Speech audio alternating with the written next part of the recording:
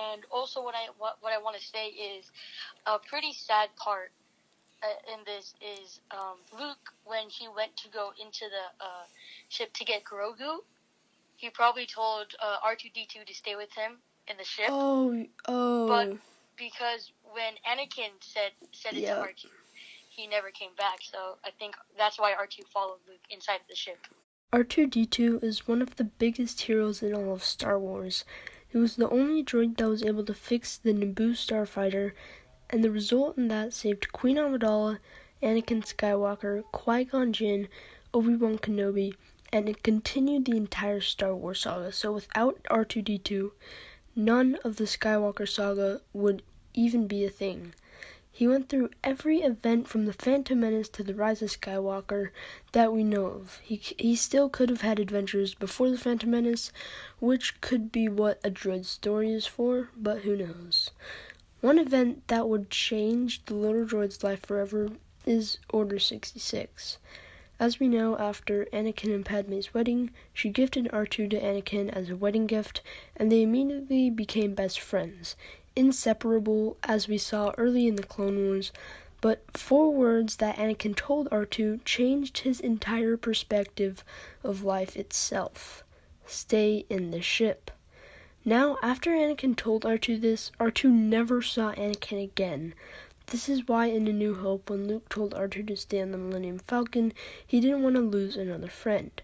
This is why when R2 appeared in The Mandalorian with Luke, this was the saddest moment in The Mandalorian.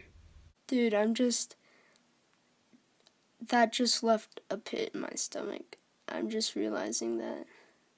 'Cause we saw R2-D2, he never saw Anakin again after Anakin told him to stay on the ship, and then in A New Hope, he was told to stay on the ship, and he didn't. And so he was told to stay on the ship again, or most likely he was told to stay on the ship, and that's just heartbreaking. So, during the final Mando Mondays, Derpy Boy brought up how Luke had to have told R2 to stay on the ship or the X-Wing, and how that was so heartbreaking to huge Star Wars fans, because at first I didn't even put thought into it until Derpy Boy brought it up on Mando Mondays.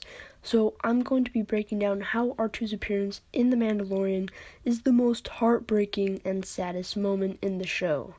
So, as I was saying earlier, after Anakin told R2 to stay in the ship on Mustafar, R2 never saw Anakin again.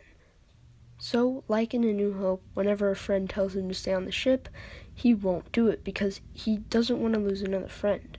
In The Mandalorian, Luke arrived on Moff Gideon's Star Destroyer on his X-Wing along with R2 in his little compartment.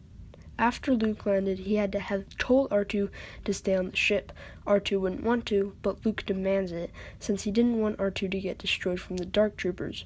But in R2's point of view, he didn't want Luke to get hurt or killed by the Dark Troopers, and so by staying on the X-Wing, he may not be able to see Luke again. After Luke made it to the bridge, though, R2 immediately rushed to his side, where he met Grogu and the Mandalorian. So this basically foreshadows, or more like references, Order 66 and Anakin's betrayal, because if we saw R2 kind of fighting by Luke Skywalker's side, that would ruin the entire episode, and this just makes it way sadder, but awesome at the same time, and how sad it was for R2 to stay on the X-Wing. So by staying on the X-Wing in The Mandalorian, potentially it could have been Anakin's betrayal all over again for R2. So that's how the moment when R2 appeared on screen was the saddest moment in The Mandalorian, and right next to that is Grogu leaving and taking Mando's helmet off. But it's just crazy how sad Star Wars and the scene can be when put into perspective.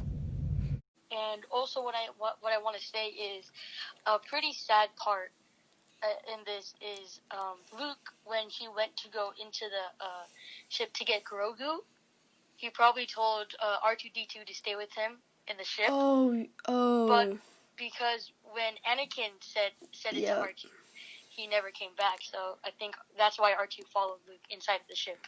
Dude, that just left a pit in my stomach. I'm just realizing that.